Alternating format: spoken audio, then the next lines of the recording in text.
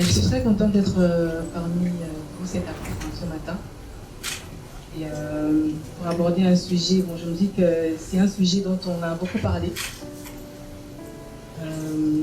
Mais je pense que si on a décidé de nous mettre aujourd'hui sur table, c'est parce que c'est quand même important qu'il y a des personnes qui sont censées découvrir leur talent, leur but et leur mission. Bon, personnellement, je pense qu'il y a quand même des mots assez similaires, appel, mission, vocation. Ce sont vraiment des mots très très similaires, mais en même temps, ce sont des choses pour certaines personnes, ça prend beaucoup plus de temps pour le découvrir. Il y en a d'autres qui l'ont découvert un peu plus tôt. Et bon, tout dépend de la grâce de Dieu. Alors, selon le dictionnaire Wikipédia, avoir un but, c'est parvenir à un objectif précis, fixé d'avance, au sens propre comme au sens figuré. Mais un appel, j'ai vraiment regroupé appel, vocation, mission. Selon ce que j'ai compris, c'est vraiment lié à notre raison d'exister. Pourquoi je vis sur Terre? Quelle est ma mission? C'est à ce niveau qu'on se pose la question, qu'est-ce que je fais sur Terre? À quoi est-ce que je suis appelé? Je suis appelé à devenir qui? Je donnerai un exemple sur ma vie, mais j'aimerais vraiment insister sur le fait que la découverte de la mission, du but ou des objectifs de vie, ça varie d'une personne à une autre. Ça ne veut pas dire parce que moi c'est passé par telle circonstance ou parce que pour votre soeur c'est passé par telle circonstance que vous aussi ça doit forcément se passer de la même manière. Non. Non. Et voilà pourquoi c'est important de pouvoir repartir vers le Seigneur. Parce que notre vie, en fait, je fais toujours ce parallélisme entre nous et un téléphone portable. Quand on achète un téléphone, c'est vrai qu'à l'époque, quand on achetait des téléphones, c'était toujours dans un carton, il y avait un mot d'emploi. Donc du coup, quand on ne comprenait pas, on prenait le mot d'emploi, on lisait, ah oui, il faut appuyer à tel endroit, il faut appuyer à tel endroit. Et notre vie, en fait, c'est Dieu qui nous a créés. Et quand on ne comprend pas et qu'à un certain moment, on ne sait pas, on n'arrive pas à comprendre notre vie, il faut repartir vers le Seigneur. Parce que même des fois, nos parents, des fois, ils savent pas toujours mieux nous orienter. Et le Seigneur, qui nous connaissait même avant qu'on soit dans le sein de notre mère, sait nous dire ce à quoi il nous attend exactement. Voilà pourquoi quand je parle de mission, ou même quand on me pose ce genre de questions, je dis, il faut prier. Repartez vers le Seigneur. Il n'est jamais trop tard pour découvrir son but. Il n'est jamais trop tard pour découvrir sa mission sur terre. Et la meilleure des choses à faire, c'est de repartir vers le Seigneur. Demander au Seigneur, pourquoi j'existe? Pourquoi tu m'as placé dans cette famille? Pourquoi tu m'as placé dans ce pays? Pourquoi tu m'as créé? Moi, il y a quand même eu une circonstance assez triste qui m'a poussée à me poser ce genre de questions. Quand je grandissais, évidemment, quand j'étais jeune, mission, objectif, je ne connaissais pas ça. Il s'est avéré qu'en 2010, j'ai perdu ma tante. C'était une femme avec laquelle j'étais vraiment très très proche d'elle. Elle souffrait du cancer de sein. Et du coup, on parlait de temps en temps. Elle me disait, ah tiens Sarah, je souffre d'une sale maladie, mais je veux m'en sortir et tout. Et moi, j'étais sûre qu'elle allait s'en sortir. Je priais et je croyais parce que elle était en Europe, là-bas la médecine a assez évolué. Donc on avait la foi, on disait elle va guérir. Et malheureusement, il s'est fait que, elle est partie. Mais elle avait une très belle vie. Elle était mariée à un Italien, ils avaient 2 beaux enfants, c'était la belle vie. À un moment, elle avait même décidé de revenir vivre ici à Kinshasa. Elle avait déjà un travail, les enfants étaient inscrits à l'école. Et elle avait découvert qu'elle avait un petit bouton sur la poitrine. Elle est partie à l'hôpital, elle me dit, tiens, c'est un cancer, elle devait vite repartir en Europe, sinon ici ça... Bon, du coup, elle est repartie. Elle a même dit qu'elle n'avait que 6 mois. Et elle a quand même tenu, elle est morte 2 ans après. Quand elle est morte, et nous avons envoyé des CD et tout, on suivait ça en vidéo. J'étais là, je regardais, j'ai dit, mais en fait, je vais aussi mourir un jour. À quoi ça sert en fait ma vie? Pourquoi j'existe? Parce que je me suis dit, mais tiens, elle avait une belle vie, elle était mariée, mais elle est partie. Et ça avait vraiment créé un déclic où on se dit, mais pourquoi on vit en fait? Pourquoi on existe? Il doit avoir un but en fait. Et c'est en fait après aussi que ça a aussi précédé ma conversion. Et c'est après ma conversion que petit à petit, j'ai commencé à découvrir mon but, j'ai commencé à découvrir ma mission. Il y a des choses que je faisais quand j'étais petite, c'était un peu comme un puzzle, les choses commençaient à se mettre en place. Et c'est vrai que c'était une situation difficile, mais ça m'a permis d'ouvrir les yeux sur certaines choses. Ça m'a permis de me remettre en question. Est-ce que ça devait arriver? Oui. C'était dur de la perdre? Oui. Mais c'était important pour moi parce que ça m'a permis de me poser des questions sur mon existence. Mais est-ce que pour vous, ça doit aussi être la même chose? Non. Est-ce que vous devez attendre perdre un être cher pour vous remettre en question, pour comprendre que la vie a une fin et que vous êtes ici pour un but? Je ne pense pas que vous devez attendre qu'un proche puisse partir pour poser ce genre de questions. Et je pense que si vous êtes ici ce matin, c'est parce que il est important que vous puissiez vous poser ce genre de questions aujourd'hui. Peut-être que vous avez déjà découvert votre but. Peut-être que vous connaissez déjà votre mission. C'est très bien. Alors il faudrait vous y mettre. Parce qu'on sait tous qu'en tant que chrétien, on a des comptes à rendre. Quand on va repartir chez le Père, il nous posera la question, mais qu'est-ce que tu as fait? Est-ce que tu as fait ceci? Est-ce que tu as fait cela? Et là, ça me ramène au troisième sujet de la thématique qui m'a été donnée, c'est le talent. Le talent. S'il faut que je résume le talent en un seul mot, je dirais que c'est un cadeau. C'est un cadeau que Dieu nous donne. Et c'est un cadeau que Dieu donne à tout le monde. À chaque être. Chaque être humain a un talent. Peut-être plusieurs même. Parce que dans la parabole des talents, dans Matthieu 25, 14, c'est quand même un peu long, mais je pense que ça serait quand même intéressant qu'on le lise. Matthieu 25, 14. En effet, il en va comme d'un homme qui, partant en voyage, appela ses serviteurs et leur confia ses biens. À l'un, il remit 5 talents, à un autre 2, à un autre 1 seul, à chacun selon ses capacités. Puis il partit aussitôt. J'aimerais faire un petit break ici pour dire que nous ne recevons pas tous les mêmes cadeaux. Nous ne recevons pas tous les mêmes talents. Il y en a d'autres qui ont plusieurs talents. Il y en a d'autres qui en ont un seul. Il y en a d'autres qui en ont 2. Il y en a d'autres qui en ont 3. Il y en a d'autres, vous allez voir, elles chantent très bien, elles cuisinent très bien, elles parlent très bien, elles font donc tellement de facilité. Mais toi, par exemple, tu coiffes juste bien les cheveux. C'est ça ton truc, quand tu le fais facilement. Mais elle fait 3 choses facilement. Tu te dis, mais pourquoi elle en a 3 et moins? Non, mais c'est comme ça. Et je pense que là, ça rejoint un peu ce que Eunice a dit tout à l'heure, ça va aussi de l'état de ton cœur. Si ton cœur est dans un bon état, tu ne vas pas envier l'autre parce qu'elle a 3 talents. Et parce que toi, tu n'en as qu'un seul. Tu vas te concentrer sur ce que tu as pour le rendre plus productif. On va continuer. Alors, verset 16. Celui qui avait reçu les 5 talents s'en alla les faire valoir et en gagna 5 autres. De même, celui des 2 talents en gagna 2 autres. Mais celui qui en avait reçu qu'un s'en alla creuser un trou dans la terre et y cacha l'argent de son maître. Longtemps après, arrive le maître de ses serviteurs et il règle ses comptes avec eux. Celui qui avait reçu les 5 talents s'avança et en présenta 5 autres en disant « Maître, tu m'avais confié 5 talents, voici 5 autres talents que j'ai gagnés. » Son maître lui dit « C'est bien, bon et fidèle serviteur.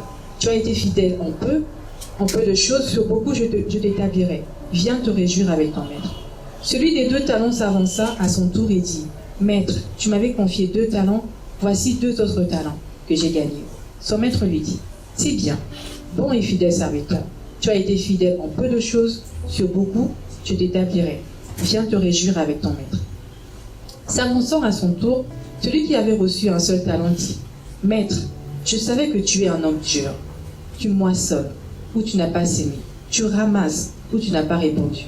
Par peur, je suis allé cacher ton talent dans la terre. Le voici, tu as ton bien. » Mais son maître lui répondit « Mauvais serviteur timoré, tu savais que je moissonne où je n'ai pas sémé et que je ramasse où je n'ai rien répondu.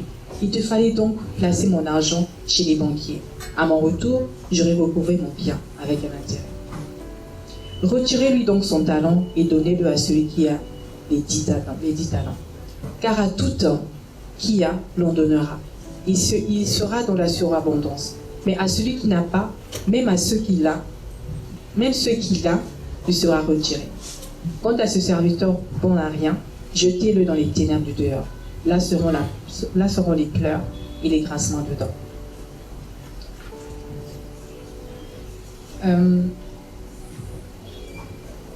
En fait, ce que j'aime dans ce verset, c'est que ceux qui ont reçu 5, ils ont multiplié. Ils ne sont pas dit, bon, j'en ai de trop, je reste là à ne rien faire parce que j'en ai déjà.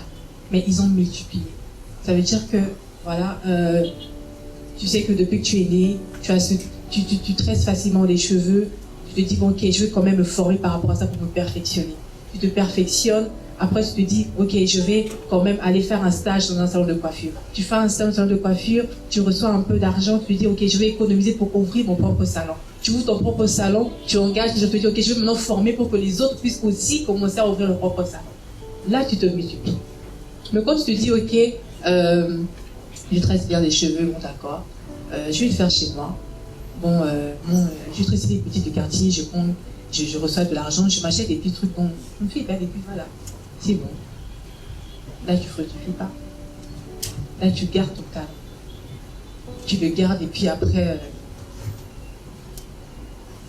il y en a d'autres qui disent, bon, ok, c'est vrai que je fais bien les cheveux, mais je n'ai pas d'argent. Aller faire un stage. Moi, aller faire un stage avec quelqu'un, travailler pour quelqu'un. Jamais. Je ne vais pas faire ça. Aller à Esmicom, apprendre mes perfections. Esmicom, pour devenir qui? Moi, je veux un travail dans un bureau et tout climatisé et tout. Et on parlait dernièrement, je pense que c'est aussi un problème qu'on a dans notre pays. C'est comme si on a catégorisé les métiers. Il y a des métiers qu'on juge, entre guillemets, petits métiers. Mais en fait, on dépend de ces gens.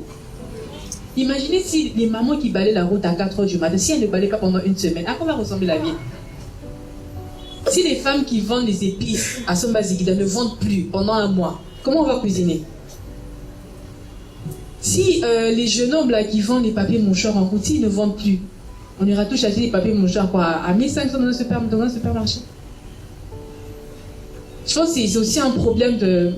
Bon, je ne sais pas si c'est dû à la colonisation, quoi. Bon, c'est vrai que les origines sont un peu lointaines, mais il n'y a pas de petits métiers. J'en parlais dernièrement avec un ami qui était en vacances dernièrement en Europe. Il m'a dit, ah Sarah, j'ai vu des jeunes filles très belles en train de vendre des gaufres et tout. Elles étaient contentes et tout. Mais ici, les gens qui vendent des gaufres, on les néglige. J'ai vu même un jeune homme là, très bon, en train de vendre des gaufres avec son tablier et tout. Il a dit, mais ici, si ta fille va te présenter quelqu'un qui vend des gaufres et tout, tu vas dire, hé, faut pas le voler tes gaufres. Mais c'est le même jeune homme, tu vas dire à ta mère, quoi, mon chéri, il vit en France et tout, mais ils vendent des gaufres. Ah ouais, ils vendent des gaufres. Vous voyez? C'est le même métier, vendeur de gaufres. Mais parce qu'ils ont en France, c'est... Je pense qu'au Congo, c'est... Mais c'est un métier. Il n'y a pas de ce métier. Et je pense que ça, c'est un travail qu'on doit faire aussi dans notre pays, c'est de valoriser ces métiers. Ces mamans qui font de l'agriculture. Si elles ne plantent pas, on va mourir de faim. On va mourir de faim. Et aujourd'hui, puisque ces métiers ne sont pas valorisés, personne ne veut devenir agriculteur. Personne ne veut devenir éleveur. On nous a tous inculqué que l'agriculture, c'est pour les pauvres. Mais c'est faux. L'élevage, c'est pour les pauvres. On a tous grandi avec ça. On ne veut pas faire l'agriculture parce qu'on nous a dit que c'est pour les pauvres, parce que les gens qui font l'agriculture sont toujours pas bien, ne présentent pas bien, mais en fait, c'est là-bas qu'il y a l'argent. C'est dans l'élevage qu'il y a l'argent, c'est dans l'agriculture qu'il y a l'argent. Mais on nous détrompe. Mais si toi, ton talent, tu aimes bien planter les choses, tu aimes bien ça, c'est ça ton talent. Mais peut-être que tu auras des hectares après, tu auras plusieurs choses après. Peut-être que c'est toi qui vas créer le premier usine de fabrication de purée de tomates en RDC. Mais puisque on nous a inculqué que l'agriculture c'est pour les pauvres, tu vas te dire, bah, c'est vrai que j'aime bien tout ce qui a trait aux légumes et tout ça, mais je ne vais pas le faire. Je préfère aller faire économie pour travailler à la banque. C'est pas mal, c'est bien. Mais tu vas peut-être passer à côté de ta mission sur Terre. Qui sait, peut-être qu'en plantant, en faisant de l'agriculture, Peut-être dans 5 ans, on sera peut-être en manque des tomates. Qui sait peut-être que c'est chez toi qu'on viendra acheter. Ne négligez pas votre talent. Peu importe à quoi ça ressemble. Dieu sait pourquoi il l'a placé en vous. Il est plus intelligent que quiconque. Il est plus intelligent que les gens qui maîtrisent le système macroéconomique et tout ça. Dieu est au-dessus de tout ça. Et s'il a mis en vous ce désir de vouloir vous attacher un peu plus à tout ce qui a trait à l'agriculture, tout ce qui a trait à la mécanique ou aux nouvelles technologies, il le sait. Il sait pourquoi. Ce que vous avez à faire, c'est de faire votre part. Travaillez sur ça. Formez-vous. Apprenez sur ce que vous aimez. Parce que c'est bien d'avoir un talent. Ok, vous l'avez, mais après, il faut le multiplier. Il y en a qui a reçu un talent. Il a dit, bon, ce n'est qu'un, je le garde. Quand on regarde, on se dit, bon, ok, je l'ai, mais je le garde. Tu ne veux pas te former. Tu ne veux pas suivre des formations. Tu ne veux rien faire. Tu le gardes. Vous savez qu'il y a des gens qu'on connaissait à un moment qui ont dit, ouais, elle chantait super bien, mais après... Parce qu'aujourd'hui, il ne suffit pas seulement d'avoir une belle voix. Il y a des gens qui ont des traits, mais qui ont fait quand même fait l'INA. Qui se sont formés pour savoir bien accorder bien comprendre leur technique vocale et tout ça, apprendre des techniques et tout ça. Parce qu'il ne suffit pas de bien chanter sous ta douche, parce que si tu vises d'avoir une carrière, il faut quand même maîtriser certaines choses. Parce qu'il y en a qui chantaient très bien, ou qui jouaient très bien au football dans le quartier, mais qui n'ont pas fini grands footballeurs. Parce qu'ils n'ont pas su travailler leur talent. C'est très important. C'est peut-être des choses qu'on ne nous apprend pas à l'école, malheureusement. À l'école, on ne nous apprend pas à découvrir notre talent. Je sais qu'à une époque, il y avait des personnes qui nous orientaient quand on était au... Je ne sais pas si on a toujours. On a toujours. Mais on n'a pas des cours qui nous permettent, par exemple à l'école, il n'y a pas des cours qui permettent aux enfants de découvrir leurs talents. Ou des personnes qui savent décider très tôt des talents de leurs enfants. C'est vrai qu'il y a des parents qui font ce travail-là très tôt, mais il y en a d'autres qui ne le font pas. Il y en a aussi d'autres, bon, il faut perdre ce moko, ou se convertir, au commis très intime à Dieu, et le Seigneur commence à te permettre de te découvrir, de comprendre et tout ça. C'est comme ça. Mais j'aimerais aussi insister, aller dans le même sens que lui, pour dire que ça va de notre responsabilité. Ça va de notre responsabilité d'abord, de pouvoir nous découvrir, de pouvoir travailler nos talents. Aujourd'hui, on a plusieurs possibilités pour travailler nos talents. Vous n'allez pas dire que voilà, vous ne savez pas vous former. Aujourd'hui, il y a beaucoup de cours gratuits sur Internet. Beaucoup de cours gratuits où vous pouvez apprendre à vous perfectionner. Vous pouvez apprendre à multiplier votre talent. C'est très important. Ne soyez pas comme celui qui avait ce talent et qui l'a gardé. Même si vous en avez 5, même si vous en avez 3, multipliez cela, fructifiez cela. Peut-être que vous savez qu'il y a 5 ans, vous étiez en train de faire que des tresses simples. Mais aujourd'hui, il y a maintenant des tresses compliquées. On vous fait des petits cœurs, on fait des trucs bizarres sur la tête. C'est parce que même les tresses ont évolué. C'est plus les tresses de 2000 ans. Autrefois, on nous faisait des tissages, voilà, où on voit les fils. Mais aujourd'hui, c'est révolu. On te tisse, on a l'impression que ce sont tes cheveux. Parce que même chaque domaine évolue.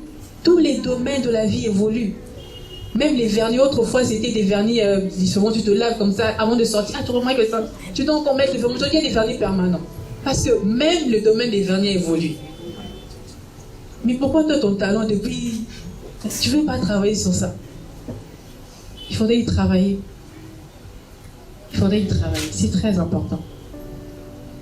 Moi, par exemple, s'il faut donner un exemple sur moi, j'ai fait des études de droit, mais après, je me suis intéressée à la communication.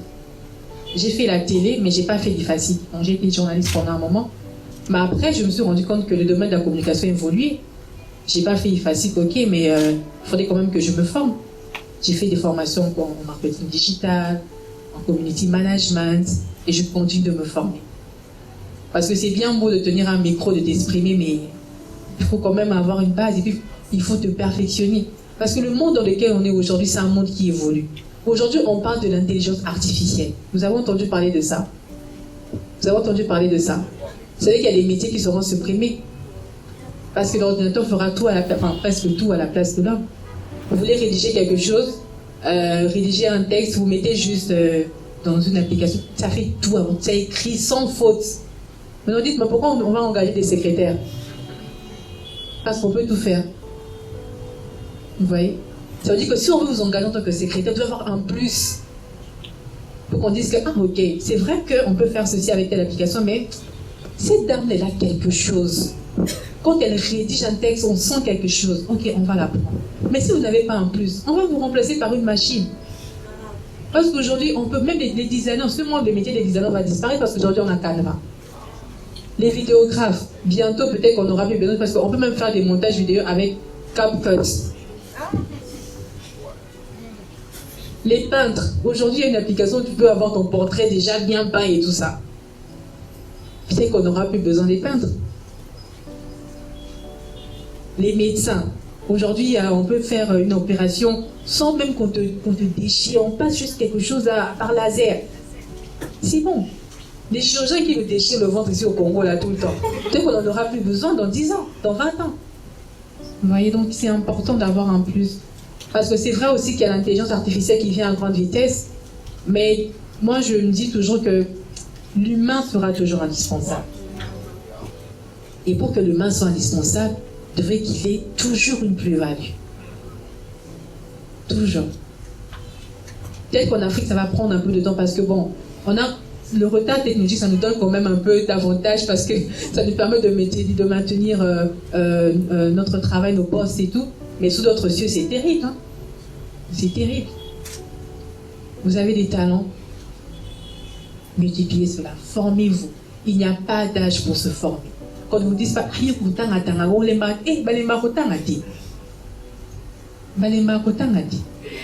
faut continuer de se former. Continuer. C'est très, très, très important. Très important. Si vous avez ce talent-là, perfectionnez-le. Devenez le meilleur de votre domaine. Si on veut citer 5 personnes qui font bien ce travail-là, qu'on vous cite vous. Pas parce que vous êtes frère à un tel, pas parce que vous avez des affinités avec un tel, mais parce que vous faites bien votre travail. Et parce que vous avez une plus-value. Parce que vous avez su perfectionner votre talent. C'est à cela que Dieu vous attend. Bananzan Bewi Excellence.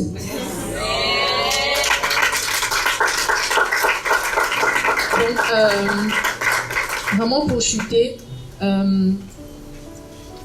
j'aimerais vous dire que vous n'êtes pas vide. Dieu vous a donné quelque chose. Dieu est tellement bon qu'il ne nous a pas envoyé. Il s'est arrangé pour que l'on ne vienne pas sur terre vide.